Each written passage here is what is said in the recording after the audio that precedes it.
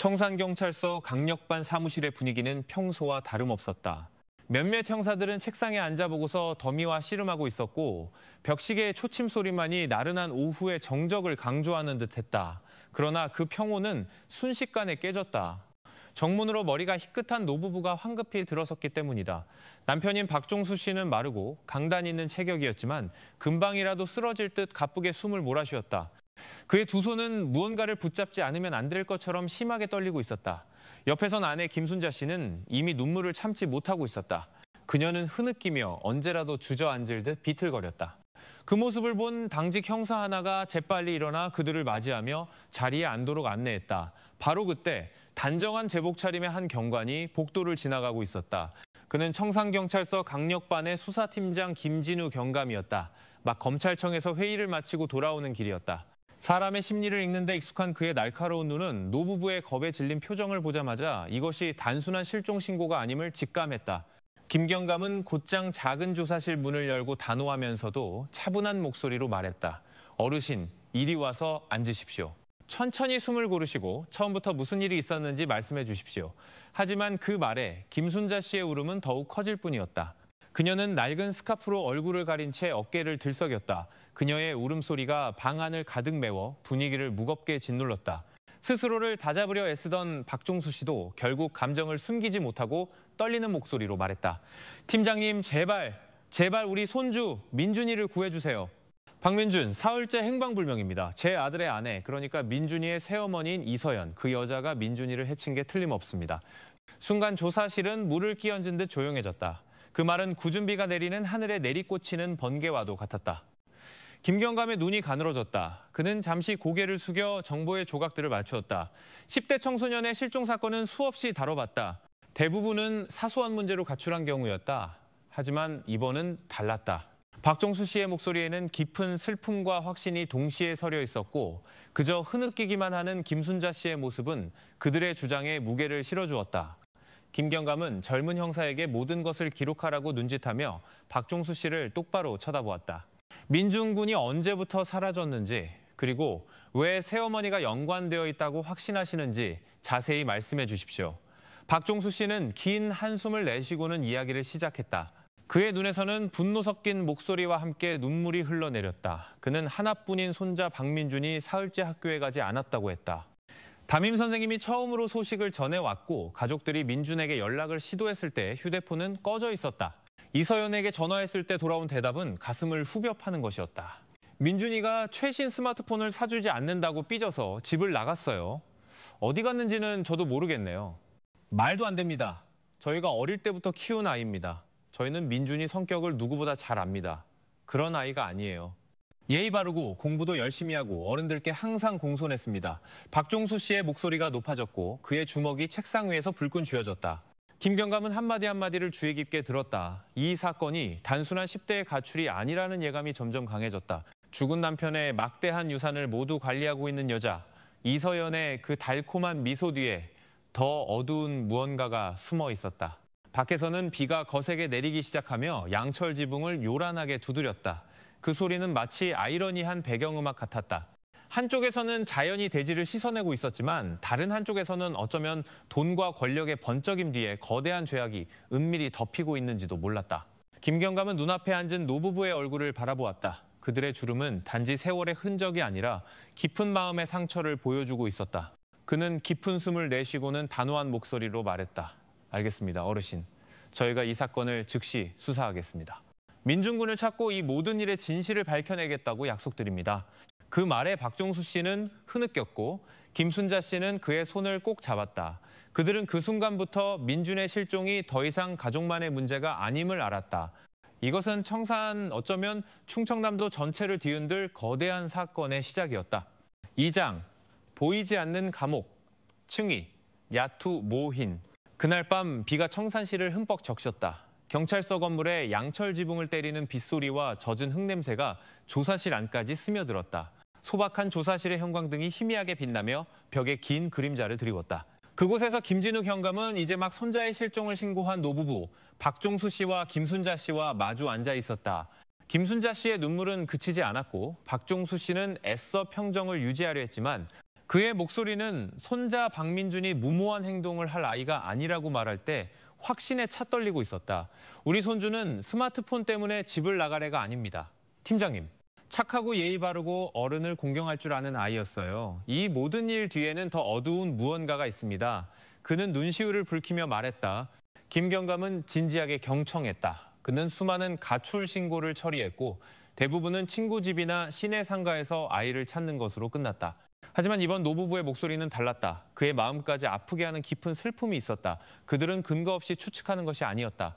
그는 민준과 함께 사는 사람이 누구인지 물었다.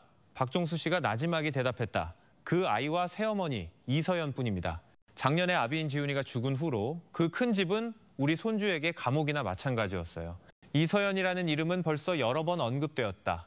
김경감은 수첩에 그 이름을 굵은 글씨로 적었다. 그는 청산에서 박 씨 일가의 이야기가 꽤 알려져 있다는 것을 알았다. 박지훈은 성공한 양돈 사업가였다. 아내가 죽은 후 그는 아름답지만 야망이 큰 여자로 알려진 이서연과 재혼했다. 그러나 결혼 직후부터 박지훈의 건강은 급격히 나빠졌고 결국 갑작스럽게 세상을 떠났다. 그 이후로 이서연은 모든 가족 재산의 법적 관리인이 되었고 민주는 서류상으로만 상속자로 남았다. 김경감에게 이 패턴은 낯설지 않았다. 막대한 재산이 걸려있을 때 가족 간의 갈등이 비극으로 변하는 유사한 사건 파일을 읽은 적이 있었다. 하지만 수사관으로서 직감에만 의존할 수는 없었다. 구체적인 증거가 필요했다. 그는 여전히 흐느끼는 김순자 씨에게 부드럽게 말했다. 어머님 진정하십시오. 저희가 철저히 조사하겠습니다. 하지만 아주 사소한 정보라도 좋으니 모두 저희에게 알려주십시오. 때로는 사소한 것이 사건 해결의 열쇠가 되기도 하니까요. 김순자 씨는 천천히 고개를 끄덕였다. 그녀는 최근 몇 달 동안 민준이 새어머니의 태도에 대해 자주 불평했던 것을 기억했다. 이서연은 결코 화를 내거나 때리지는 않았지만 항상 민준의 자유를 제한했다. 용돈은 통제되었고 모든 활동은 보고해야 했으며 심지어 해외 유학 계획도 강하게 반대했다. 그 애는 자기 집에서 사는 것 같지 않다고 했어요. 자기 집에서 이방인이 된 것 같다고 김순자 씨가 흐느끼며 말했다. 그 진술은 김경감의 의심을 더욱 굳혔다. 그 가족 내부에 심각한 긴장이 있었던 것이다. 그는 머릿속으로 수사 전략을 세웠다. 첫째, 학교와 친구들을 통해 민준의 생활에 대해 더 깊이 파고든다. 둘째, 지나치게 침착한 태도가 의심스러운 이서연을 은밀히 감시한다. 셋째, 민준의 마지막 행적을 추적하기 위해 그의 모든 디지털 데이터를 확보한다. 노부부를 휴게실로 안내한 후 김경감은 강력반 핵심 팀원들을 소집했다. 그는 큰 화이트보드에 빠르게 글을 썼다. 박민준 16세, 3일째 실종, 마지막 위치, 청산 자택, 유력 관련 인물, 이서연 계모. 그 아래 그는 핵심 단어들을 덧붙였다. 사건 경위, 가족 관계, 경제적 동기, 계모의 태도. 그는 결의에 찬 눈빛으로 팀원들을 바라보았다. 우리는 평범한 사건을 다루는 게 아니다. 피해자는 막대한 재산의 상속자다. 만약 그가 정말로 사라진다면 가장 큰 이득을 보는 사람은 법적 후견인인 바로 그 여자다. 이서연이 범인이라고 단정하는 건 아니지만 모든 초기 단서가 그녀를 향하고 있다. 신속하게 움직여야 하지만 섣불러서는 안 된다. 모든 단계는 빈틈없고 절차에 따라야 한다. 한 젊은 형사가 손을 들고 그날 밤 바로 이서연의 집을 수색할 수 있는지 물었다. 김경감은 단호하게 고개를 저었다.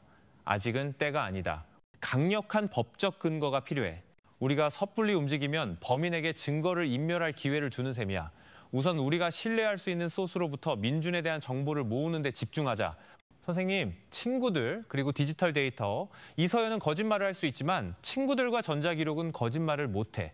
빗줄기는 점점 더 굵어졌다. 몇몇 팀원들은 우비를 챙겨 입고 민준이 다니던 고등학교로 향할 오토바이 시동을 걸었다. 김경감은 잠시 자리에 남아 수사 노트에 개인적인 메모를 적었다. 이 사건은 단순 실종 이상일 가능성이 높다. 경제적 동기가 매우 강함. 이서연은 지나치게 침착한 태도를 보임. 우선순위, 학교 관계자 증언 확보, 디지털 증거 확보, 감시팀 구성. 그는 노트를 덮고 긴 한숨을 내쉬며 일어섰다.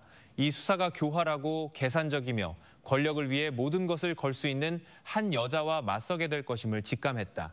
하지만 김경감은 또한 완벽한 범죄는 없다는 것을 알고 있었다. 항상 파고들 수 있는 작은 틈이 있기 마련이다.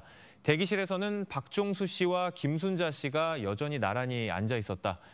늙고 지친 몸이었지만 그들의 눈은 사랑하는 손자가 무사히 돌아오기를 바라는 기도로 가득 차 있었다. 김경감은 유리문 너머로 그들을 흘끗 보았다.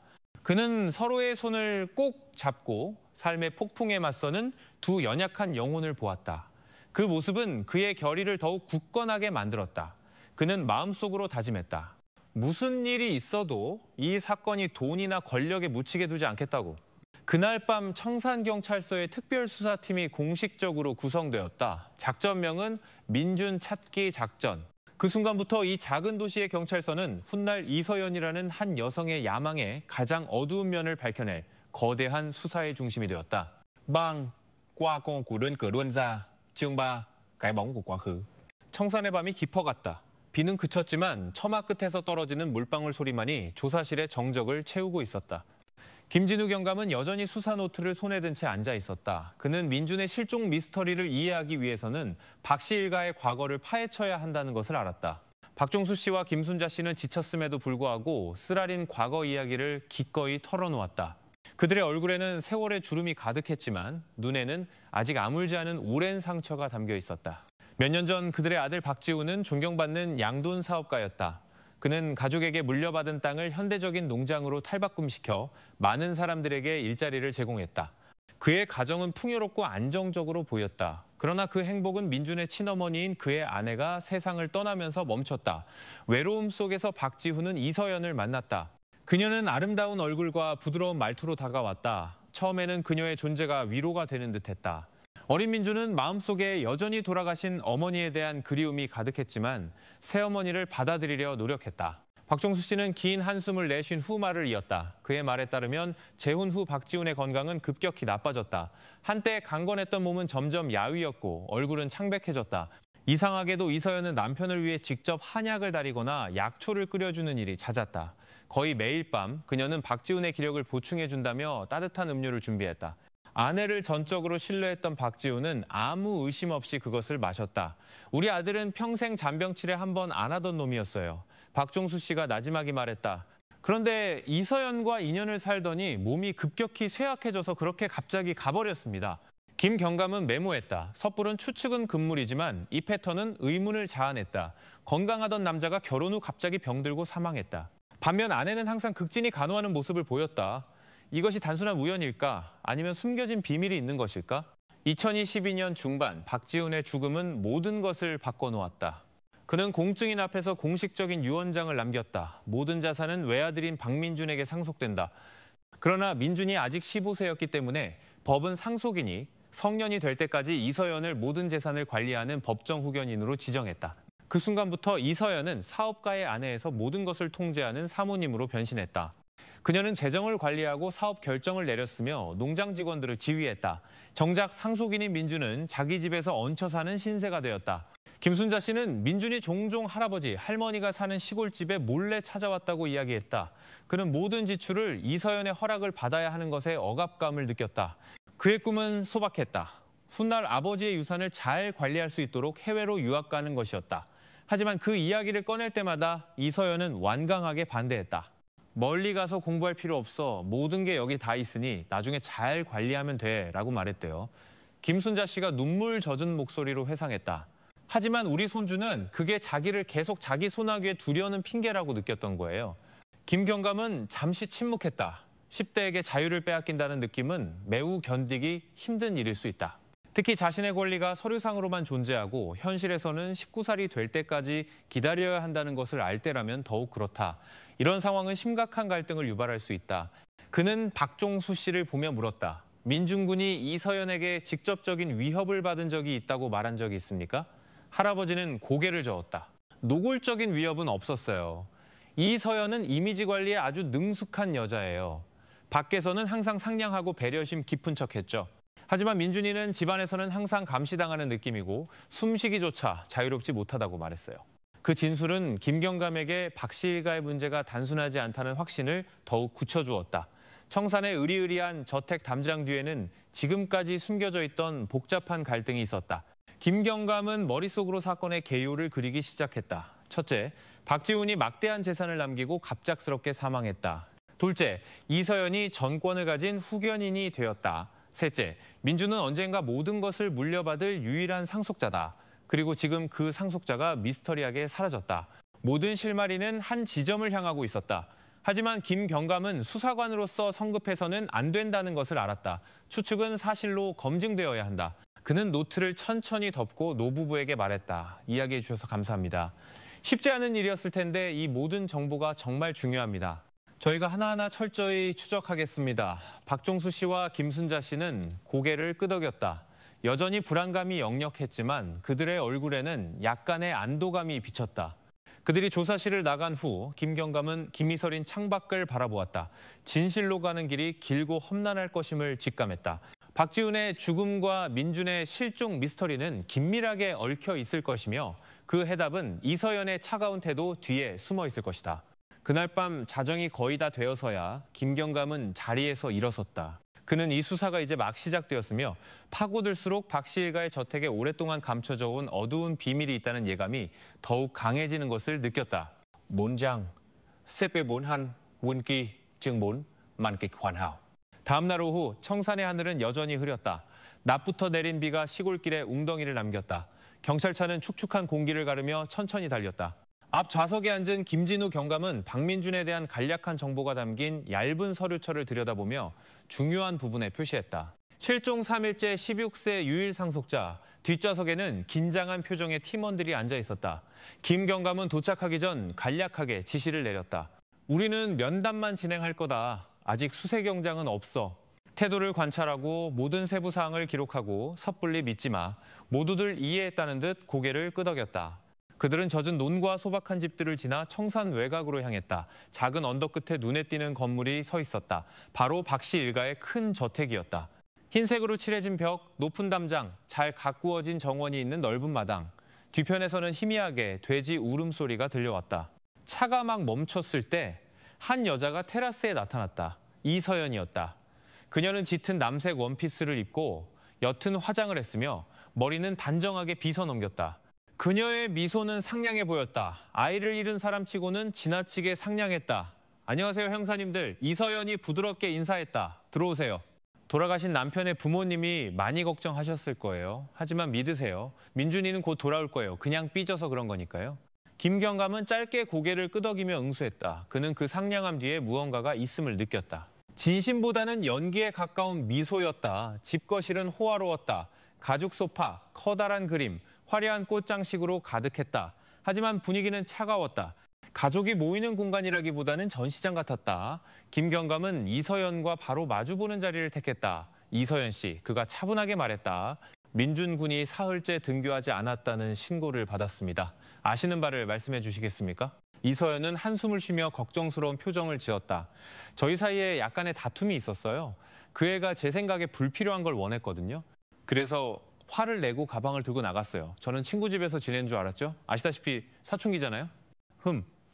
김경감이 그녀의 눈을 똑바로 쳐다보며 물었다. 집을 나갈 때 무엇을 가져갔습니까? 이서연이 하녀에게 눈짓하자 그녀는 곧 검은색 배낭을 가져왔다. 이걸 준비했더라고요. 옷가지랑 개인용품이 들어있어요. 그래서 저는 그 애가 일부러 나갔다고 확신했던 거고요. 김경감은 가방을 열었다. 정말로 접힌 옷 몇 벌과 세면 도구가 들어있었다. 하지만 한 가지가 그의 마음을 불편하게 했다. 민준의 노트북이 없었다. 그가 가장 아끼는 웹툰 단행본 컬렉션도 마찬가지였다. 10대 소년에게 가장 가까운 물건들이 오히려 남아 있었다. 친구들에게 연락은 해보셨습니까? 김경감이 다시 물었다. 이서연은 어색하게 웃었다. 제가 친구들을 잘 몰라서요. 민준이가 그런 이야기는 잘 안 해서요. 김경감은 메모했다. 그에게는 비록 새어머니라 할지라도 한 집에 사는 아이의 교우 관계에 대해 조금도 모른다는 것이 상상하기 어려웠다. 그런 완전한 무지는 오히려 지나치게 큰 거리감을 보여주는 것이었다. 대화가 진행되는 동안 2명의 팀원이 민준의 방을 둘러볼 허락을 구했다. 방은 깔끔했다. 침대는 정돈되어 있었고 책상 위에는 책들이 가득했다. 노트북은 충전기가 꽂힌 채 그대로 책상 위에 있었다. 책장에는 일본 만화책이 가지런히 꽂혀 있었고 작은 탁자 위에는 민준이 돌아가신 친어머니와 함께 찍은 사진 액자가 놓여 있었다. 한 팀원이 김경감에게 속삭였다. 가출하는 아이라면 보통 노트북이나 아끼는 물건을 챙겨갑니다. 이 모든 게 그대로 있습니다. 김경감은 희미하게 고개를 끄덕였다. 이 작은 조각들은 이서연의 이야기가 현실과 맞지 않다는 의심을 더욱 굳혔다. 거의 1시간이 지난 후 김경감은 면담을 마쳤다. 그는 무표정한 얼굴로 이서연을 바라보며 일어섰다. 감사합니다. 저희는 계속 수사를 진행하겠습니다. 당분간은 연락이 쉽도록 집에 머물러 주십시오. 이서연은 안심한 듯 달콤하게 미소 지었다. 물론이죠, 형사님. 어디 안 가요? 민준이가 빨리 돌아왔으면 좋겠네요. 하지만 김경감과 팀원들이 밖으로 걸어 나갈 때 그는 뒤에서 자신들을 따라오는 이서연의 시선을 느낄 수 있었다. 그 시선에는 어머니의 걱정이 아니라 모든 질문에 대한 답을 준비해 두었다는 교활한 확신이 담겨 있었다. 마당에서 김경감은 잠시 멈췄다. 팀원들이 지시를 기다렸다. 그는 목소리를 낮췄다. 오늘 밤부터 이 집 주변에 잠복 감시를 붙여 2명씩 24시간 교대로 어떤 움직임도 놓치지 마. 한 팀원이 망설이며 물었다. 팀장님, 저 여자는 너무 침착해 보입니다. 정말 민준군이 잠시 집을 나갔다고 확신하는 걸까요? 김경감은 언덕 위의 큰 저택을 바라보았다. 멀리서 보니 그 흰 건물은 아름답지만 차가워 보였다. 아이가 사흘이나 사라졌는데 저렇게 침착할 수 있는 부모는 없어. 그가 나지막이 말했다. 저런 침착함은 체념의 표시가 아니야. 무언가를 숨기고 있다는 신호지. 경찰차는 돌길을 따라 내려갔다. 백미러를 통해 김경감은 이서연이 여전히 테라스에 서서 옅은 미소를 지으며 손을 흔드는 것을 보았다. 마치 모든 계획이 순조롭게 진행되고 있다고 확신하는 듯한 미소가 얼굴에 단단히 붙어 있었다. 김경감은 긴 한숨을 내쉬었다. 그는 게임이 이제 막 시작되었으며 그가 상대하고 있는 적은 평범한 사람이 아니라 상냥한 태도 뒤에 거대한 비밀을 숨기고 있는 여자라는 것을 깨달았다. 5장, 감시망과 의심스러운 창고, 챙고, 르이잠 서치와 NHO 당응어. 밤이 다시 청산을 감쌌다. 멀리서 박씨 일가의 저택은 언덕 꼭대기에서 정원등 불빛을 받으며 오만하게 서 있었다. 마을 사람들에게 그 건물은 항상 웅장해 보였지만 그곳을 감시하는 경찰에게는 어두운 미스터리를 품고 있는 장소였다. 2명의 경찰관이 담장에서 멀지 않은 낡은 오토바이 위에 앉아 있었다. 그들은 마치 길가에서 시간을 보내는 마을 주민처럼 위장했지만 사실은 김진우 경감의 지시에 따라 오후부터 이서연의 모든 움직임을 기록하고 있었다. 중단 없는 감시, 밤낮으로. 첫날 이서연은 평범한 일상을 보냈다. 시장에 가고 사료 공급업체에서 온 손님을 맞이하고 오후에는 꽃에 물을 주었다. 밤 10시에는 집에 불이 꺼졌다. 당황한 기색도 아이를 찾으려는 노력도 없었다. 모든 것이 너무나 평온했다. 김경감은 미간을 찌푸리며 보고서를 읽었다. 아이가 정말 가출했다면 어머니는 불안해서 여기저기 전화를 돌렸을 거야. 저렇게 침착하다는 건 오히려 위험한 신호야. 그가 중얼거렸다. 다음 날 그는 직접 현장에 나가기로 결심했다. 낡은 재킷과 모자를 쓴 김경감은 집담장 주변의 작은 길을 따라 걸었다. 바나나 나무 뒤에서 그는 이서연이 양돈장 마당에 서서 일꾼들에게 지시하는 것을 보았다. 그녀의 움직임은 단호했고 얼굴은 평온했다. 그녀는 아이를 잃은 어머니라기보다는 사업을 처리하느라 바쁜 사업가처럼 보였다. 김경감은 이상한 예감을 느꼈다. 큰 비밀을 가진 사람은 오히려 지나치게 침착해 보일 수 있다고 그는 생각했다. 그날 오후 그는 농장 뒤편을 둘러보았다. 돼지우리가 길게 늘어서 있었고 특유의 분뇨 냄새가 코를 찔렀다. 그러나 그의 발걸음을 멈추게 한 것은 부지 끝에 있는 한 건물이었다. 시멘트 벽과 철문으로 된 작은 창고. 일반적인 축사와는 달리 그 건물은 더 견고해 보였다. 작은 환풍구에서는 화학약품과 비슷한 날카로운 냄새가 풍겨왔다. 김경감은 물을 깃고 있던 나이든 인부에게 다가가 아무렇지 않은 듯 물었다. 어르신, 저 창고는 뭐 하는 곳인가요? 인부는 재빨리 돌아보더니 나지막이 대답했다. 사료 분쇄기 두는 곳입니다. 보통 낮에만 쓰는데 밤에는 잠가두죠. 그런데 요즘 들어 이상한 냄새가 자주 나요. 그 짧은 대답은 김경감의 의심을 더욱 증폭시켰다. 그는 더 이상의 의심을 사지 않기 위해 짧게 감사 인사를 하고 자리를 떴다. 하지만 마음속으로 그는 그 창고를 가장 의심스러운 지점으로 표시했다. 그날 밤 임시 지휘소에서 김경감은 화이트보드에 작은 지도를 그렸다. 그는 뒤편 창고라는 2 단어를 크게 썼다. 이곳에 이서연의 비밀이 숨겨져 있을 가능성이 높다. 그가 단호하게 말했다. 아직 수색할 법적 근거는 없으니 인내심을 가져야 해. 하지만 오늘 밤부터는 저 창고에 감시를 집중해. 셋째 날 밤 김경감의 의심은 새로운 근거를 찾았다. 거의 밤 11시가 다 되었을 때 그의 무전기가 울렸다. 팀장님, 창고불이 켜졌습니다. 한 팀원의 긴장된 목소리가 들려왔다. 김경감은 즉시 응답했다. 멀리서 지켜봐. 시간 기록하고 절대 접근하지 마. 감시 지점에서 그들은 이서연 혼자 창고로 들어가는 그림자를 보았다. 그날 밤은 비가 오지 않았음에도 그녀는 어두운 색의 비옷을 입고 있었다. 철문이 굳게 닫혔다. 잠시 후 희미한 기계 소리가 들렸고 환풍구 틈으로 밝은 빛이 번쩍였다. 30분이 지났다. 불이 꺼지고 문이 다시 잠겼다. 이서연은 평온한 걸음으로 집으로 돌아갔다. 그녀의 얼굴은 여전히 표정이 없었고 방금 일어난 일이 마치 일상적인 일인 것처럼 보였다. 상세한 보고서는 새벽녘에 김경감의 책상 위에 도착했다. 그는 심장이 뛰는 것을 느끼며 모든 기록을 읽었다. 저 창고. 도대체 이 밤에 저기서 뭘 한 거지? 김경감은 등을 기대고 방 천장을 멍하니 바라보았다. 모든 단서가 한 지점을 향하기 시작했다. 민주는 결코 자발적으로 집을 나간 것이 아니었다. 그리고 농장 뒤편의 그 창고는 단순한 사료 분쇄기 보관 장소가 아니었다. 그는 그곳에 이서연이 필사적으로 감추려 하는 비밀이 담겨 있다고 확신했다. 6장 마지막 메시지 최영육 틴 NS 쿠이궁. 비가 그친 청산의 아침 공기는 상쾌했다. 박민준이 다니던 고등학교 교정은 학생들의 웃음소리로 가득했지만 과학반 교실에는 사흘째 비어있는 의자 하나가 있었다.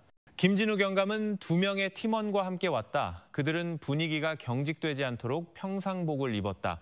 교장 선생님이 걱정스러운 얼굴로 그들을 맞이하고는 교무실로 안내했다. 민준이는 착한 아이입니다. 그가 나지막이 말했다. 성적도 평균 이상이고 예의 바르고 문제 한 번 일으킨 적이 없어요. 가출했다는 걸 믿기 힘듭니다. 김경감은 고개를 끄덕이고는 담임 선생님과의 면담을 요청했다. 곧 40대 여성 교사가 들어왔다. 이 선생님 민준이와 가장 가까웠던 분이었다. 선생님, 김경감이 대화를 시작했다. 최근 민준이에게 어떤 태도 변화가 있었습니까? 이 선생님은 잠시 생각에 잠겼다. 아버지가 돌아가신 후로 말이 없긴 했지만 최근 2달 사이에는 오히려 더 활기차 보였어요. 대학 진학과 미래에 대해 자주 이야기했거든요. 제 생각엔 그렇게 갑자기 떠날 아이가 절대 아니에요. 그 대답은 김경감의 확신을 더욱 굳혔다. 그는 민준의 가장 친한 친구들의 증언을 요청했다. 몇몇 학생들이 상담실로 불려와 좀 더 편안하게 이야기할 수 있도록 했다. 가장 먼저 들어온 학생은 한동진, 민준의 짝이자 가장 친한 친구였다. 그의 얼굴은 창백했지만 침착함을 유지하려 애썼다. 형사님, 전 민준이가 가출했다고 믿지 않아요. 그가 단호하게 말했다. 이서연 아줌마 때문에 힘들어하긴 했지만 걘 큰 꿈이 있었어요. 19살이 될 때까지만 버티면 자기 인생을 스스로 결정할 수 있을 거라고 말했거든요. 김경감이 실종 전날 대화를 나눴는지 물었다. 네, 그날 오후에요. 동진이 대답했다. 이서연 아줌마랑 대학 진학 문제로 다퉜다고 했어요. 그때 많이 실망했지만 저랑 농담도 했고요. 다음 날 흔적도 없이 사라질 애가 아니에요. 김경감은 메모하고 다시 물었다. 만약 떠난다면 민준이가 꼭 챙겼을 물건이 있을까요? 제일 아끼는 물건들이요. 동진이 빠르게 대답했다. 항상 노트북이나 웹툰 단행본을 가지고 다녔어요. 그런데 그게 다 방에 그대로 있다고 들었어요. 그래서 전 민준이가 스스로 나간 게 아니라고 확신해요. 그 단순한 진술은 1000개의 증거보다 더 날카롭게 느껴졌다. 동진이 나간 후 몇몇 다른 친구들이 불려왔다. 대부분 비슷한 대답을 했다. 민준이는 착하고 할아버지 할머니를 아끼고 명확한 꿈이 있는 아이였다. 아무도 그가 모든 것을 버리고 떠났다고 믿지 않았다. 그러나 여학생인 강유진의 차례가 되자 분위기는 갑자기 변했다. 유진은 망설이는 듯 한참 고개를 숙이고 있다가 마침내 주머니에서 휴대폰을 꺼냈다. 형사님, 민준이가 사라지기 전날 밤에 저한테 메시지를 보냈어요. 김경감은 몸을 앞으로 기울였다. 무슨 메시지였죠? 유진은 화면을 열어 짧은 문자 메시지를 보여주었다. 내가 힘낼 수 있게 기도해줘. 내일 나한테 무슨 일이 생기면 할아버지 할머니께 사랑한다고 꼭 전해줘. 순간 방 안은 정적에 휩싸였다. 김경감은 그 문장을 2번 읽었다. 단어는 단순했지만 작별 인사처럼 느껴졌다. 몇 시에 받은 거죠? 그가 재빨리 물었다. 밤 8시쯤이었어요. 유진이 나지막이 대답했다. 김경감은 잠시 눈을 감았다. 그는 그날 밤 8시 이후 민준의 휴대폰 신호가 집 근처에서 마지막으로 감지되었고 그 후로는 완전히 사라졌다는 것을 알고 있었다. 면담을 마친 김경감은 상담실을 나왔다. 그는 잠시 교실 앞에 서서 동진 옆의 빈자리를 바라보았다. 다른 아이들의 떠들썩함 속에서 그 고요함이 그의 마음을 더욱 무겁게 짓눌렀다. 돌아오는 차 안에서 김경감은 창밖을 바라보았다. 푸른 논이 넓게 펼쳐져 있었고 새들이 논두렁 위를 날고 있었다. 하지만 그의 생각은 오직 한 가지에 집중되어 있었다. 민주는 결코 가출할 의도가 없었다. 그의 마지막 메시지는 그가 집 안에서 실질적인 위협을 느끼고 있었음을 증명했다. 김경감은 주먹을 불끈 쥐었다. 그는 마음속으로 약속했다. 민준아, 우리가 그 진실을 찾아낼게. 영원히 묻힐 수 있는 비밀은 없어. Bảy răng đi chi rút chân bảy. dấu vết kỹ thuật số. 그날 오후 청산경찰서 임시지휘소는 키보드 두드리는 소리와 전화벨 소리로 가득했다. 특별히 파견된 사이버 수사팀이 노트북 앞에 줄지어 앉아 있었다.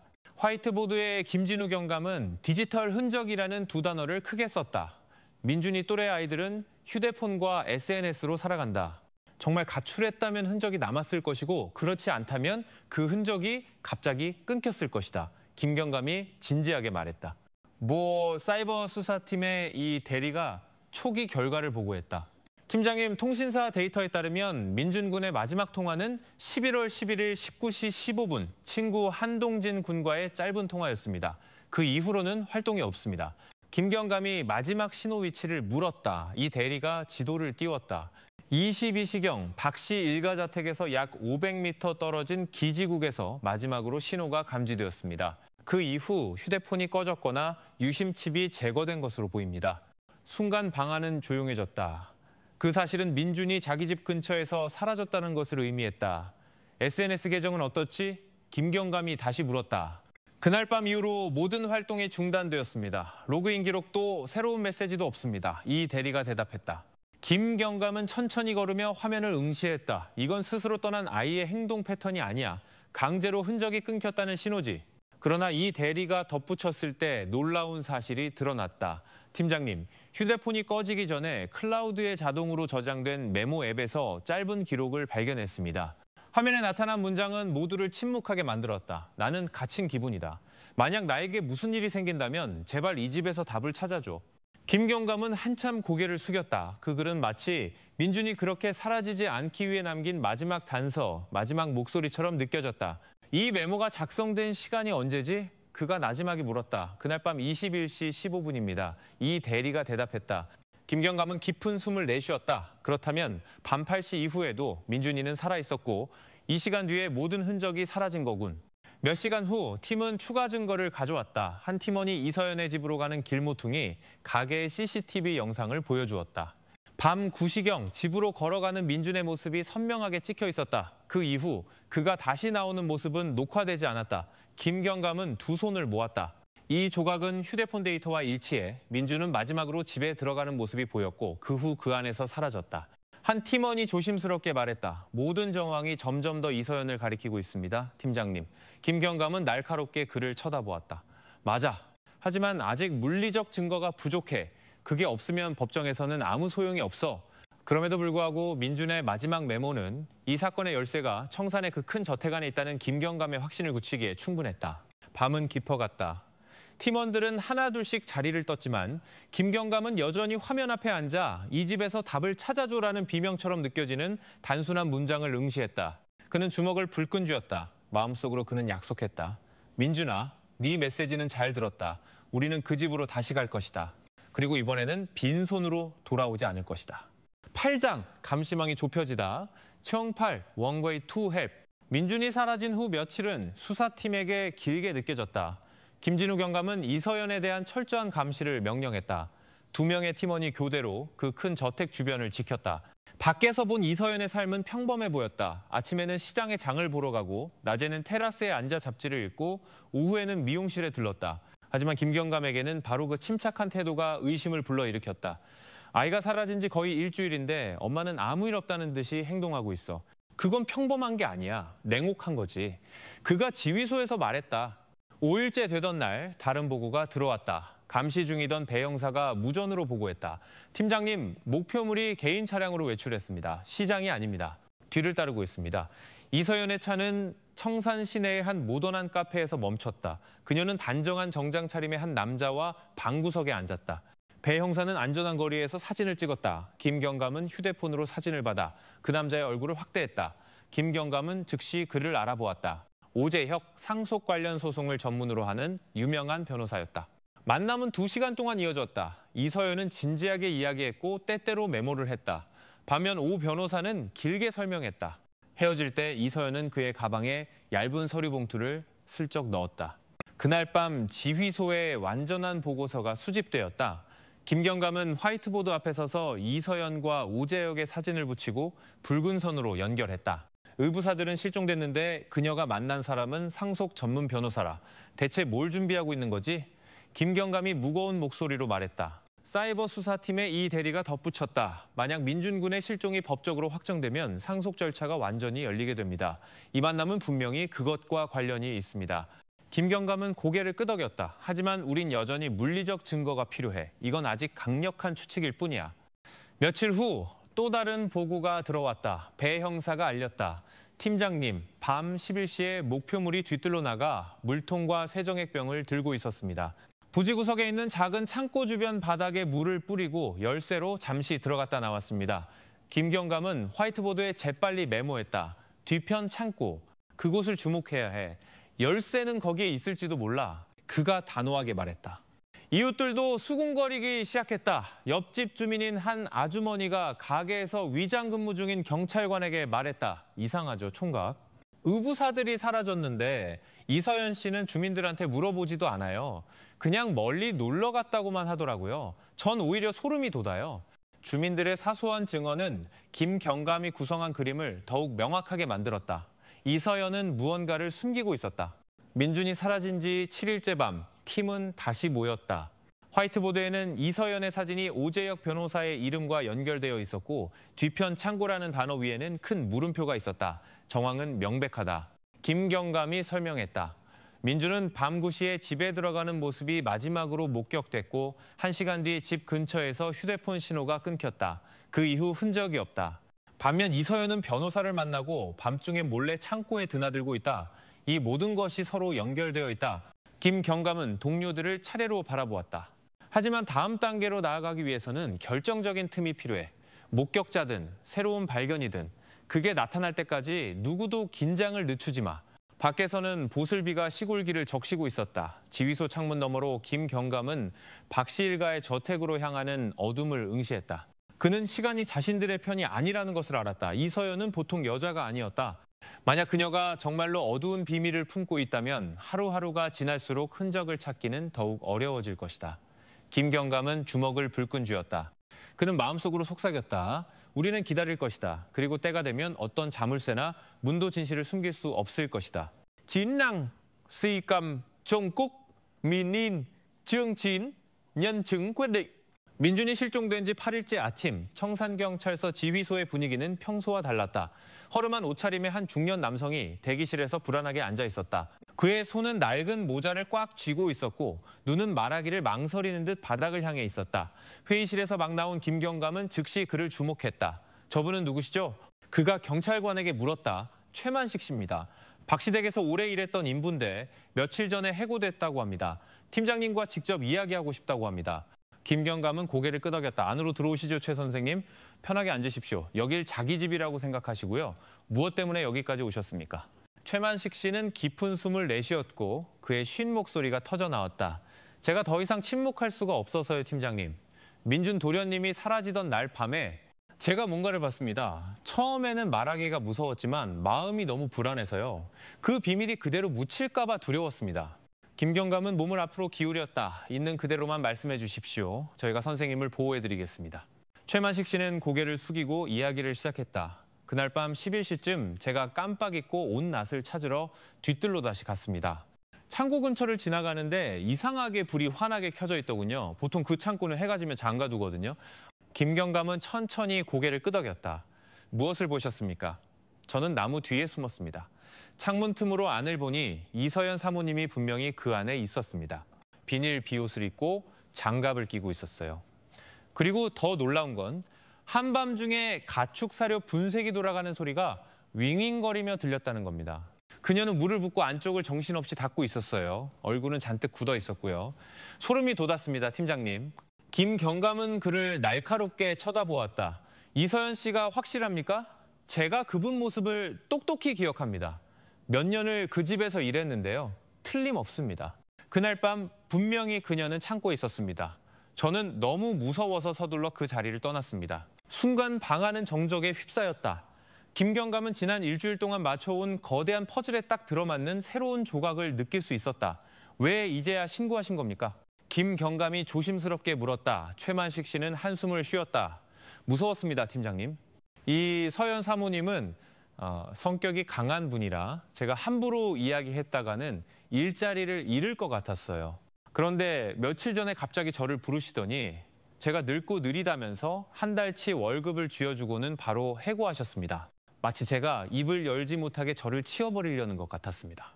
김경감은 일어서서 잠시 걷다가 벽에 걸린 큰 화이트보드를 바라보았다. 그곳에는 이미 이서연의 사진, 오재혁 변호사의 이름, 그리고 뒤편 창고라는 글씨가 붙어 있었다. 이제 그는 증인 최만식이라는 새로운 메모를 추가했다. 그는 돌아서서 팀을 바라보았다. 이것이 우리가 기다리던 것이다. 우리의 모든 의심을 뒷받침하는 직접적인 증언. 민준이 사라진 날 밤 이서연은 창고에 있었고 큰 기계를 돌렸고 무언가를 청소했다. 그리고 다음 날 그녀는 그것을 본 유일한 사람을 서둘러 해고했다. 사이버 수사팀의 이 대리가 맞장 붙였다. 이 증언이 있으면 우리는 수색영장을 신청할 강력한 명분을 갖게 됩니다. 김경감은 단호하게 고개를 끄덕였다. 맞아. 더 이상 지체할 수 없어. 그 창고에 대체 무엇이 숨겨져 있는지 반드시 확인해야 한다. 그는 최만식 씨를 바라보았다. 용기 내주셔서 감사합니다. 걱정 마십시오. 저희가 선생님의 안전을 책임지겠습니다.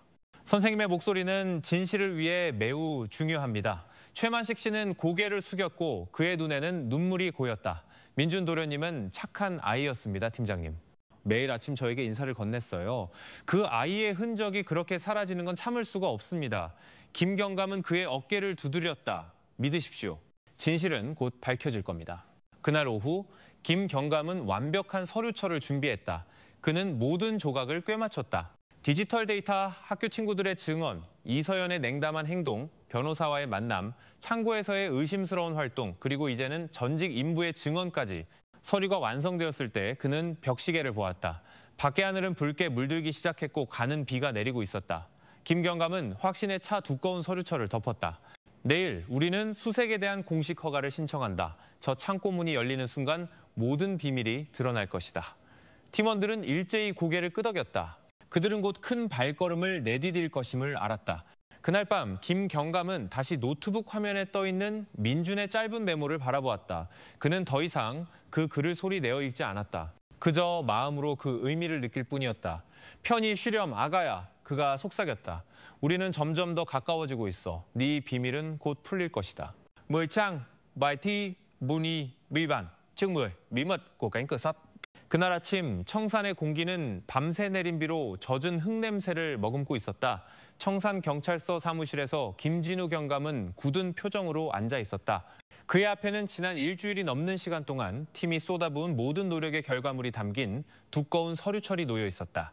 증인 진술, 디지털 데이터, 민준의 실종 경위, 그리고 무엇보다 이 긴 퍼즐의 마지막 조각이 된 최만식 씨의 증언까지. 김경감은 서류철을 천천히 덮고 부하들을 바라보며 단호한 목소리로 말했다. 오늘 우리는 움직인다. 더 이상 지체할 이유가 없어. 증거는 충분하다. 수색영장을 신청한다. 오전이 다 되어갈 무렵 그는 청산지방검찰청으로 향했다. 그곳은 차갑고 조용했으며 벽시계 소리만 들려왔다. 김경감은 한 부장검사에게 두꺼운 서류철을 건네며 왜 박 씨 일가의 저택을 즉시 수색해야 하는지 하나하나 이유를 설명했다. 부장검사는 고개를 숙여 서류를 읽었고 때때로 미간을 찌푸렸다. 그는 뒤편 창고에 대한 최만식 씨의 증언 부분에서 꽤 오랫동안 멈췄다. 그리고 서류를 덮고 김경감을 바라보았다. 짧은 침묵 후 그는 고개를 끄덕였다. 주장은 명확하고 증거는 충분히 강력하군. 법의 이름으로 영장을 발부하겠어. 서명이 눌리고 붉은 직인이 종이에 찍혔다. 김경감은 떨리는 마음으로 그 서류를 받았다. 그는 이것이 단순한 법정 문서가 아니라 진실의 문을 열 열쇠라는 것을 알았다. 오후가 되자 경찰서 마당은 경찰 차량의 굉음으로 가득 찼다. 강력반 팀원들은 방탄조끼를 입고 준비했고 과학수사팀은 특수 장비가 든 가방을 챙겼다. 김경감은 그들 앞에 서서 큰 목소리로 목적을 강조했다. 우리는 오늘 밤 이서연의 집을 수색한다. 우리의 임무는 단지 증거물을 찾는 것이 아니라 한 아이의 실종에 대한 답을 찾는 것임을 명심하라. 신중하게 행동하라. 작은 단서 하나가 열쇠가 될 수 있다. 팀원들은 일제히 대답했다. 네, 팀장님. 해질녘, 차량 행렬이 출발했다. 평소 조용하던 시골길이 엔진 소리로 울렸다. 주민들은 창문 너머로 무슨 일이 벌어지고 있는지 궁금해하며 내다보았다. 박 씨 일가의 저택은 웅장하지만 차갑게 보였다. 차량 행렬이 마당에 멈췄을 때 이서연은 여전히 소박한 실내복 차림으로 현관에 서 있었다. 그녀는 수십 명의 경찰이 내리는 것을 보고 놀란 표정을 지었지만 이내 여튼 미소를 띠려 애썼다. 김경감이 앞으로 나서며 공식 문서를 보여주었다. 이서연 씨, 이것은 검찰에서 발부한 수색 영장입니다. 우리는 이 집과 부진의 모든 건물을 수색할 것입니다. 이서연의 얼굴은 창백해졌지만 그녀는 여전히 침착함을 유지하려 애썼다. 그러세요, 형사님. 제 집은 열려 있습니다. 제가 숨기는 건 아무것도 없어요. 그녀의 말은 상냥하게 들렸지만 김경감의 눈은 그 옅은 미소 뒤에 숨겨진 더 깊은 것, 불안감을 읽어냈다. 수색은 거실에서 시작하여 침실, 주방, 창고까지 이어졌다. 모든 것이 깔끔했다. 거의 지나치게 깔끔했다. 팀은 기록하고 사진을 찍었지만 눈에 띄는 것은 아무것도 발견하지 못했다. 마침내 그들이 뒤뜰에 도착했을 때 부지 구석에 낡은 페인트 칠이 된 잠긴 큰 철문이 있는 창고가 서 있었다. 김경감은 이서연을 돌아보았다. 이 창고 문을 열어주십시오. 그녀는 치마 주머니에서 열쇠를 건네기 전 잠시 망설였다. 그건 그냥 돼지 사료 창고예요. 특별한 건 없어요. 그녀의 목소리는 이전보다 더 작게 들렸다. 철문이 삐걱거리며 열리자마자 축축한 공기와 날카로운 냄새가 확 풍겨왔다. 바닥은 마치 방금 물 청소를 한 것처럼 젖어 있었다. 과학수사팀이 즉시 움직였다. 그들은 장갑과 마스크를 착용하고 자외선 UV 라이트를 켰다. 보라색 빛이 벽과 바닥을 천천히 훑었다. 희미한 얼룩, 가는 선, 그리고 벽 구석과 천장, 심지어 방 중앙에 눈에 띄게 서 있는 큰 분쇄기 근처에서까지 반점이 나타났다. 팀장님, 여러 지점에서 형광 반응이 나타납니다. 생물학적 체액의 흔적으로 추정됩니다. 한 기술자가 보고했다. 김경감은 다가가 날카로운 눈으로 응시했다. 샘플 채취하고 명확하게 기록해. 그 분쇄기는 평소 정기적으로 사용하는 기구치고는 지나치게 깨끗해 보였다. 팀은 조심스럽게 내부를 분해했다. 접근하기 어려운 작은 틈에서 그들은 끈적끈적한 어두운 얼룩을 발견했다. 멸균된 면봉으로 문지른 후 증거 튜브에 넣었다. 증거는 그것으로 그치지 않았다. 다른 두 팀원이 기계 뒤에 배수구를 열었다. 썩은 냄새와 섞인 강한 악취가 즉시 뿜어져 나왔다. 배수구 쇠창살에서 그들은 갇혀있는 몇 가닥의 검은 머리카락을 발견했다.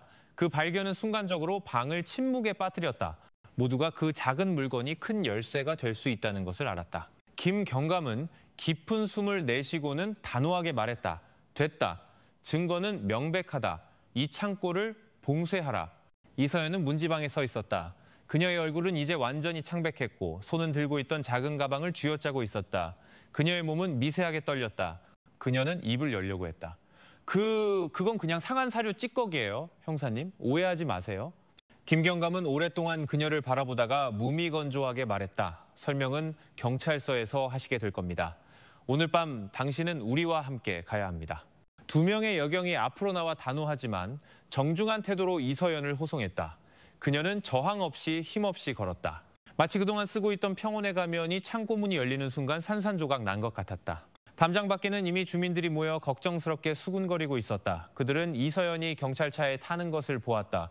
몇몇은 고개를 저었고 누군가는 나지막이 속삭였다. 결국 그 비밀이 드러나는구나. 김경감은 보슬비 아래 서서 이제 노란색 폴리스 라인이 쳐진 큰 저택을 바라보았다. 그는 마음속으로 이 수색이 단지 시작일 뿐이라는 것을 알았다. 증거는 수집되었지만 민준에게 정말로 무슨 일이 일어났는지에 대한 완전한 답은 아직 밝혀지기를 기다리고 있었다. 그는 주먹을 쥐고 마음을 다잡았다. 진실은 오래 걸리지 않을 것이다. 그가 속삭였다. 11상, 묻누치는 가만, chương 11, trước mặt nạ vỡ vụn. 그날 밤 청산경찰서 조사실은 차갑고 고요했다. 천장에 흰 형광등이 수사관과 이서연을 가르는 나무 책상을 비추고 있었다. 그녀는 경찰이 제공한 소박한 회색 옷을 입고 침착한 자세로 앉아 있었다. 얼굴은 창백했지만 눈빛은 여전히 날카로웠다. 마치 자신의 비밀을 파헤치려는 모든 사람에게 도전하는 듯했다. 맞은편에 앉은 김진우 경감은 사진과 기록이 담긴 두꺼운 서류처를 열었다. 다른 두 명의 수사관이 옆에서 모든 말을 기록할 준비를 하고 있었다. 김경감은 낮지만 단호한 목소리로 시작했다. 이서연 씨, 우리는 당신 집 뒤편 창고를 수색했습니다. 바닥은 젖어 있었고 벽에는 희미한 얼룩이 있었으며 배수구에서는 머리카락이 발견됐습니다. 많은 점이 이상합니다. 무엇을 설명하고 싶으신가요? 이서연은 등을 꼿꼿이 세웠다. 그녀의 목소리는 마치 참을성 있게 학생을 타이르는 선생님처럼 부드러웠다. 그 창고는 제가 자주 청소합니다. 더러운 걸 쌓아두는 걸 싫어하거든요. 머리카락은 인부들 것일 수도 있고요. 흔한 일이죠. 김경감은 그녀의 표정을 관찰했다. 조금도 변하지 않았다. 그는 말을 이었다. 하지만 증인에 따르면 그 창고는 보통 해가 지면 항상 잠겨 있었다고 합니다. 민준군이 사라진 날 밤, 당신은 오히려 그곳에 밤늦게까지 있었습니다. 왜죠? 이서연은 잠시 멈칫하더니 옅게 미소 지었다.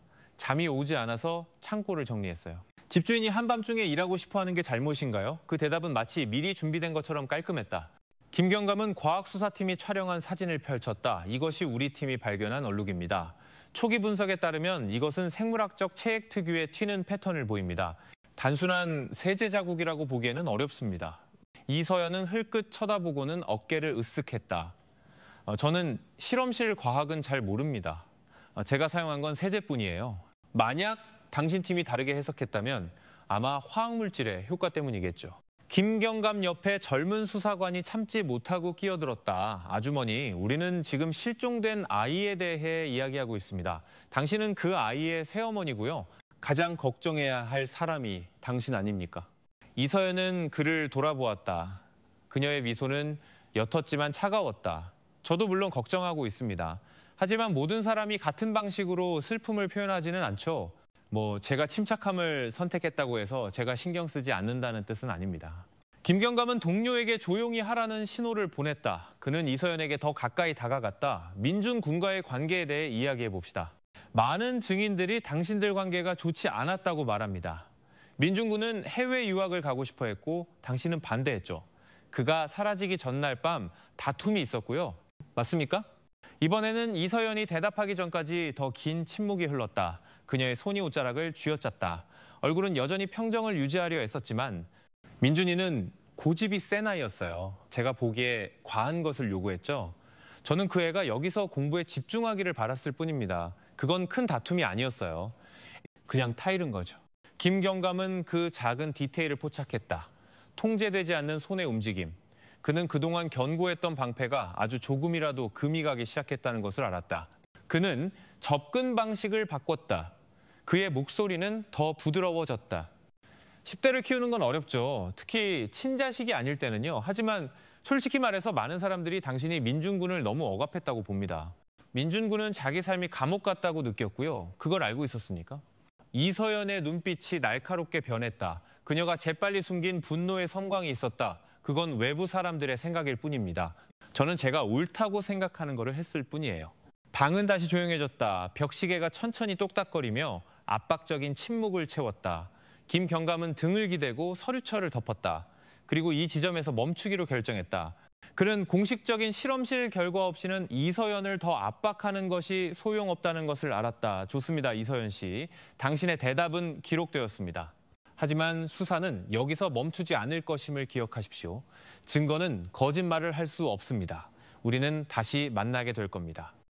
이서연은 짧게 고개를 끄덕였다. 2명의 여경이 들어와 그녀를 조사실 밖으로 호송했다. 그녀의 걸음은 느렸고 얼굴은 여전히 차가웠다. 하지만 김경감은 그녀의 눈빛이 더 이상 이전처럼 침착하지 않다는 것을 알아차렸다. 필사적으로 감추려 했지만 불안감이 스며들어 있었다. 문이 닫힌 후 아까 감정적이었던 젊은 수사관이 나지막이 말했다. 팀장님, 저 여자는 정말 교활합니다. 모든 대답이 마치 미리 준비된 것 같습니다. 김경감은 나무 책상을 바라보았다. 그의 손가락이 천천히 책상을 두드렸다. 맞아. 자신을 방어하는 데 능숙해. 하지만 영원히 지속될 수 있는 거짓말은 없어. 우리는 실험실 결과를 기다릴 거야. 그것이 그녀의 방패를 부술 망치가 될 거다. 밤은 깊어갔다. 김경감은 생각에 잠겨 조사실을 떠났다. 그는 이전 밤처럼 하늘을 올려다보는 대신 곧장 수사팀 사무실로 향했다. 그곳에는 사진과 메모로 가득 찬 큰 화이트보드가 기다리고 있었다. 그는 중앙에 붙어있는 민준의 얼굴을 바라보고는 마음속으로 속삭였다. 버텨라, 아가야. 진실은 곧 밝혀질 것이다. 12상, hai chung PNGO, 그리고 구2. Chương 12, bằng chứng quyết định và vết nứt. 수색 이틀 후 붉은색으로 봉인된 두꺼운 봉투가 김진우 경감의 책상 위에 도착했다. 겉면에는 국립과학수사연구원 감정 결과라고 적혀 있었다. 김 경감은 조심스럽게 봉투를 열고 그들이 수집한 증거가 이제 명확하게 말하고 있는 감정서를 한 장 한 장 꼼꼼히 살폈다. 창고 벽에 묻어있던 얼룩은 박민준의 DNA와 일치하는 인간의 혈흔으로 판명되었다. 배수구에서 발견된 머리카락 또한 민준의 빗에서 채취한 머리카락 샘플과 일치했다. 모든 점이 하나의 결론을 가리키고 있었다. 민준은 집을 떠난 것이 아니었다. 그는 그곳에서 해를 입었다. 김 경감은 서류를 덮고 깊은 숨을 내쉬었다. 그는 이것이 이서연의 방어벽을 뚫을 마지막 무기라는 것을 알았다. 그날 오후 수사팀은 화이트보드 앞에 모였다. 김 경감은 증거 사진과 실험실 결과 요약본을 붙였다. 동료 여러분, 이것이 정답입니다. 오늘 밤 이서연을 다시 신문한다. 이번에는 그녀가 거짓말을 할 여지가 없을 것이다. 모두의 머리가 끄덕여졌고 그들의 얼굴은 긴장감으로 굳어 있었다. 밤이 되자 이서연은 다시 신문 의자에 앉혀졌다. 그녀는 잠을 제대로 못 잔 듯 눈이 퀭했지만 침착한 척하려 애썼다. 김 경감은 시간을 낭비하지 않았다. 그는 감정 결과 서류를 열어 이서연 쪽으로 밀었다. 이서연 씨 창고의 모든 얼룩은 세제가 아니었습니다. 인간의 혈액이었고 DNA는 민준 군과 일치합니다. 배수구의 머리카락도 민준 군의 것이고요. 설명해 주시죠. 이서연은 문서를 오랫동안 쳐다보더니 옅게 미소 지었다. 실험실 결과는 오류가 있을 수 있죠. 샘플이 뒤바뀌었을 수도 있고요. 저는 재검사를 요청할 권리가 있습니다. 김 경감은 몸을 앞으로 숙였다. 그의 목소리는 낮았지만 찌르는 듯했다. 이건 평범한 검사가 아닙니다. 국과수는 샘플을 바꾸지 않습니다. 이 결과는 최종적이며 당신은 이것이 무엇을 의미하는지 정확히 알고 있습니다. 민준 군은 그냥 사라진 게 아닙니다. 당신의 집 안에서 다쳤습니다. 이서연은 한숨을 쉬며 빠져나갈 틈을 찾으려 했다. 설령 피가 있었다고 해도 그 애가 작게 다쳤을 수도 있죠. 그 아이는 자주 부주의했거든요. 머리카락은 창고 근처에서 놀다가 떨어졌을 수도 있고요. 김 경감은 그녀를 날카롭게 쳐다보았다. 작은 상처였다면 왜 얼룩이 천장까지 튀어 있습니까? 그 튀는 패턴은 단순한 극힌 상처가 아니라 강한 압력에 의해서만 생길 수 있습니다. 그리고 발견된 머리카락은 한 가닥이 아니라 기계 필터에 끼인 미세한 조직과 섞여 있었습니다. 그것도 우연이라고 부르시겠습니까? 방은 조용해졌다. 이서연은 입술을 움직였지만 말이 목구멍에서 막혔다. 처음으로 그녀의 얼굴에는 더 이상 자신감이 가득하지 않았다. 김 경감은 약간 누그러졌다. 그의 목소리 톤이 차분하게 바뀌었다. 이서연 씨, 저는 뻔한 변명을 들을 필요가 없습니다. 자백한다고 해서 민준 군이 살아 돌아오지는 않지만 그 아이와 가족, 그리고 당신 자신의 양심을 위한 정의를 줄 수는 있습니다. 이서연은 고개를 숙였다가 다시 들었다. 그녀의 목소리는 갈라져 있었다. 저는 변호사 없이는 말할 수 없습니다. 오재혁 변호사를 불러주세요. 김 경감은 천천히 고개를 끄덕였다. 좋습니다. 변호사는 변호받을 권리가 있으니까요. 하지만 기억하십시오. 이 증거는 누구도 지울 수 없습니다.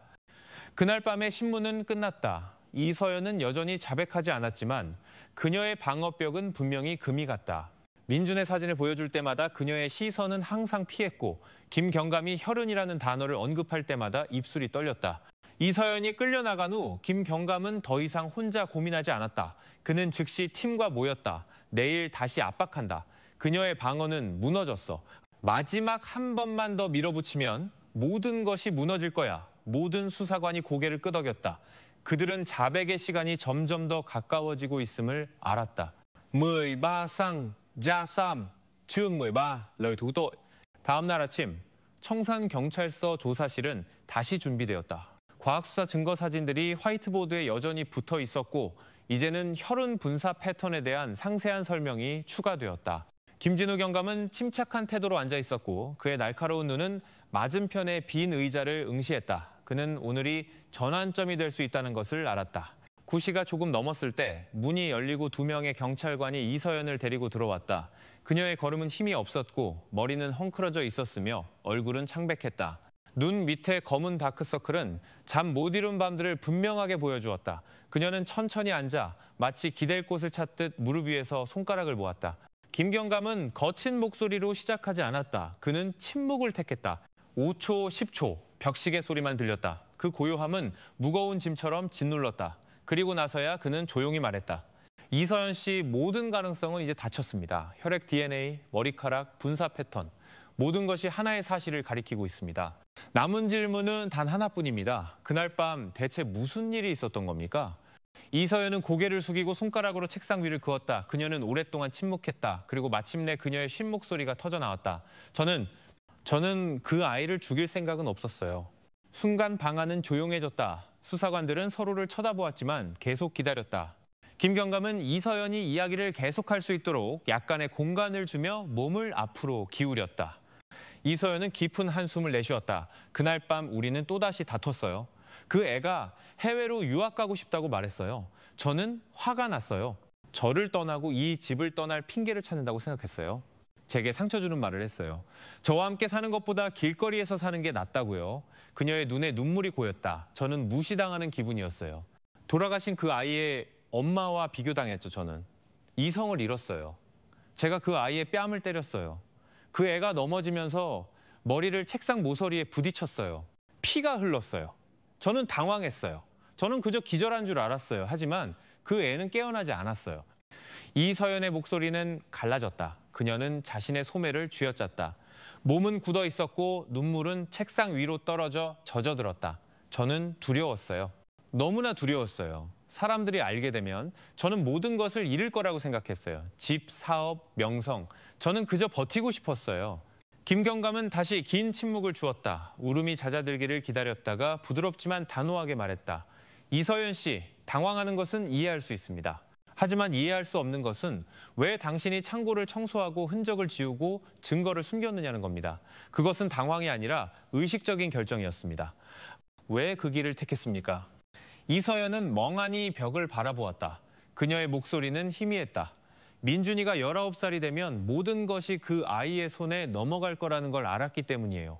저는 아무것도 갖지 못하게 될 거였어요. 그리고 그 애가 저를 미워한다고 말했을 때 저는 제 인생이 끝났다고 느꼈어요. 저는 단지 제가 가진 것을 지키고 싶었을 뿐이에요. 수사관들은 재빨리 기록했다. 그 말들은 비록 완전하진 않았지만 중요한 자백이 되었다. 이서연은 다툼, 폭행, 그리고 재산을 잃을 것에 대한 두려움을 인정했다. 김경감은 목소리에 힘을 주었다. 이서연 씨, 살아남는다는 것이 다른 사람의 삶을 파괴하는 것을 의미하지는 않습니다. 민준 군은 당신이 보호해야 할 아이였습니다. 진실을 반쪽만 잘라낼 수는 없습니다.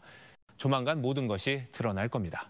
이서연은 두 손으로 얼굴을 가렸다. 그녀의 울음은 이제 소리가 없었고 어깨만 위아래로 들썩였다. 그녀는 더 이상 대답하지 않았다.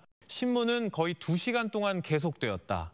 김경감이 창고나 기계를 언급할 때마다 이서연은 더 이상 말하기를 거부했다.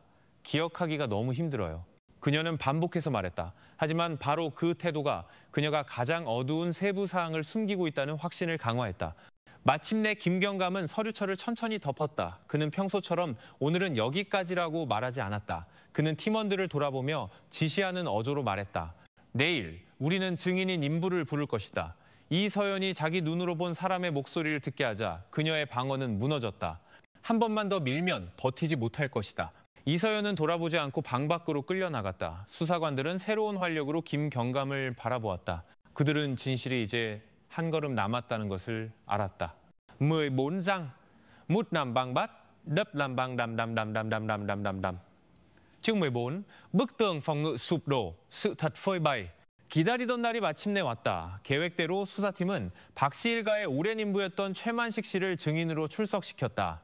그 중년 남성은 이서연에게서 불과 몇 미터 떨어진 곳에 앉았다. 이서연의 눈이 최만식 씨의 시선과 마주치자 그녀는 서둘러 고개를 숙였다. 얼굴은 창백했다. 김진우 경감은 단호한 목소리로 신문을 시작했다. 이서연 씨, 어제 당신은 민준 군의 뺨을 때렸다고만 인정했습니다.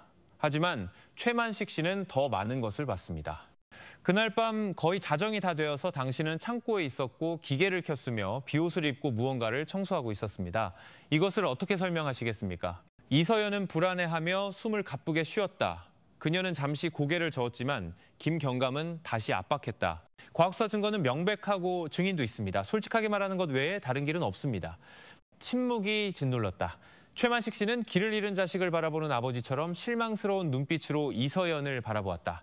이서연은 마침내 눈을 감았다. 그리고 갈라진 목소리가 흘러나왔다. 그날 밤 제가 민준이의 뺨을 때린 후 그 애가 넘어졌어요. 머리를 부딪혔죠.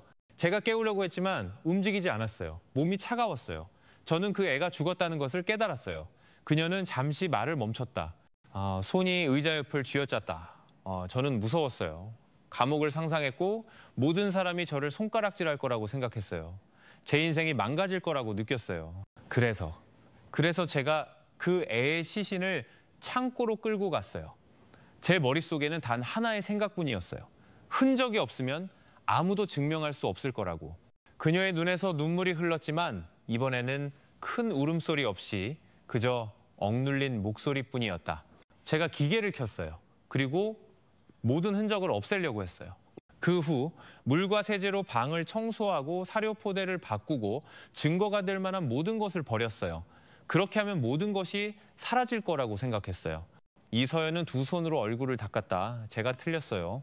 모든 것이 잃을 것에 대한 두려움, 집과 사업, 그리고 명성을 잃을 것에 대한 두려움 때문이었어요. 민준이를 볼 때마다 저는 그 애가 저를 몰아낼 위협이라고 느꼈어요. 그날 밤 저는 이성을 잃었어요.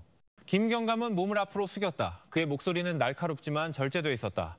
이서연 씨, 이것은 단순한 패닉이 아닙니다. 당신은 뺨만 때린 것이 아닙니다. 당신은 그 후에 계획을 세웠습니다. 청소하고 덮고 민준이가 가출했다는 이야기를 꾸며냈습니다. 그것은 충동적인 행동이 아니라 의식적인 선택이었습니다. 이서연은 오랫동안 침묵했다. 마침내 그녀는 천천히 고개를 끄덕였다. 네, 제가 인정합니다. 제가 그 길을 선택했어요. 그리고 이제 모든 것이 너무 늦었습니다. 방은 조용했다. 수사관들은 모든 단어를 재빨리 기록했다. 최만식 씨는 침울한 얼굴로 고개를 숙였다. 김경감은 깊은 한숨을 내쉬고는 신호를 보냈다. 참석한 모든 사람들은 이 자백이 긴 퍼즐의 마지막 조각이라는 것을 알았다. 과학수사 증거, 목격자, 그리고 이제는 구두 자백까지 모든 것이 완성되었다.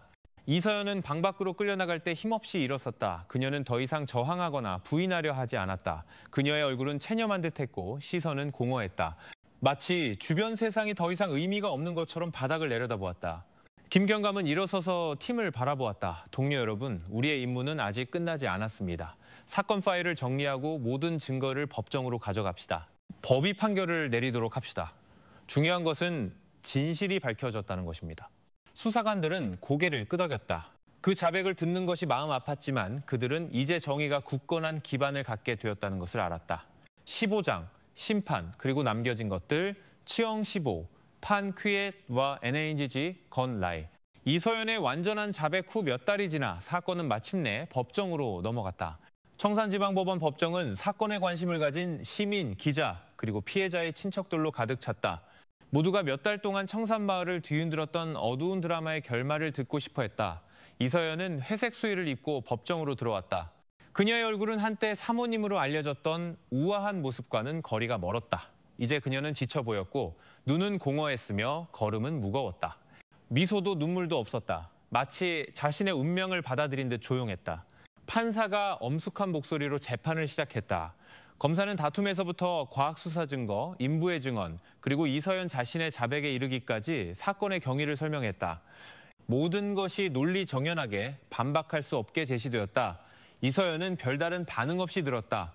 때때로 고개를 숙였고 때때로 눈시울을 붉혔지만 결코 부인하려 하지 않았다. 재판부가 변론의 기회를 주었을 때 그녀는 단지 나지막이 말했다. 후회합니다. 하지만 제 후회는 결코 민준이를 되돌릴 수 없을 겁니다. 여러 차례의 공판을 거쳐 마침내 판결이 내려졌다. 판사는 무거운 목소리로 이서연이 증거인멸을 동반한 계획살인을 저질렀다고 유죄를 선고했다. 무기징역이 선고되었다. 법정은 조용했다. 환호도 박수도 없었다. 그저 지켜보던 사람들의 긴 한숨만이 있었다. 방청석에서 박종수 씨와 김순자 씨는 손을 꼭 잡고 앉아 있었다. 그들의 얼굴은 눈물로 가득했다. 만족감 때문이 아니라 사랑하는 손자를 잃은 상처가 결코 아물지 않을 것이기 때문이었다. 하지만 적어도 진실은 밝혀졌고 그들의 손자는 정의를 얻었다. 재판이 끝난 후 박종수 씨는 기자들에게 쉰 목소리로 말했다. 우리는 늙었습니다. 우리가 원하는 것은 단 하나. 다시는 우리 같은 일을 겪는 가족이 없기를 바라는 것입니다. 재물이 사람의 마음을 멀게 하지 않도록 하십시오. 그 말은 참석한 많은 사람들의 마음을 울렸다. 이 사건 이면에서 사람들은 인간이 두려움과 탐욕에 지배될 때 얼마나 연약해질 수 있는지를 보았기 때문이다. 한때 부드러워 보였던 한 여인이 단지 재산과 지위를 잃고 싶지 않다는 이유만으로 잔인한 인물로 변할 수 있었다. 김진우 경감과 수사팀에게 이 사건은 큰 교훈을 남겼다. 완벽한 범죄는 없다는 것. 범인이 아무리 교묘하게 은폐하려 해도 진실은 작은 증거, 목격자 또는 결국 양심의 가책으로 터져나오는 자백을 통해 항상 드러날 길을 찾는다는 것. 판결 후 몇 주가 지나 박 씨 일가의 큰 저택은 팔렸다. 박종수 씨와 김순자 씨는 도시 외곽의 작은 집에서 소박하게 살기로 했다. 판매 대금의 일부는 꿈을 이루지 못한 손자를 기리며 보육원에 기부했다. 이서연과 박민준의 이야기는 청산 시민들에게 어두운 경고로 남았다. 탐욕과 두려움이 어떻게 인간을 상상할 수 없는 길로 이끌 수 있는지에 대한 이야기. 그리고 이 이야기에서 재산은 사라질 수 있지만 사랑과 정직함은 결코 사라지지 않는 진정한 유산이라는 깊은 메시지가 남았다. 이 이야기는 탐욕과 상실에 대한 두려움이 인간의 이성을 마비시키고 심지어 보호해야 할 사람을 해치게 할 수 있다는 것을 우리에게 상기시켜줍니다. 인생에서 재산과 부는 편안함을 줄 수 있지만 결코 마음의 평화를 대체할 수는 없습니다. 원한과 질투는 자신을 파괴할 뿐이며 사랑과 정직함은 영원히 기억될 진정한 유산입니다. 만약 우리에게 자녀나 손주가 있다면 그들의 말에 더 귀 기울이고 관심을 보여줍시다. 때로는 작은 관심 하나가 그들의 미래를 구할 수 있기 때문입니다. 그리고 가족 내에 문제가 생겼을 때 후회를 낳을 수 있는 감정이 아니라 인내와 지혜로 해결하는 법을 배웁시다. 이 이야기를 통해 우리 모두가 가족을 더 소중히 여기고 진실된 마음으로 관계를 지키며 다른 사람의 고통을 귀중한 교훈으로 삼을 수 있기를 바랍니다. 이 이야기가 의미 있었다면 댓글을 남겨주시고 좋아요 버튼을 눌러주세요. 그리고 이 채널을 구독하여 앞으로도 많은 이야기에서 함께할 수 있기를 바랍니다.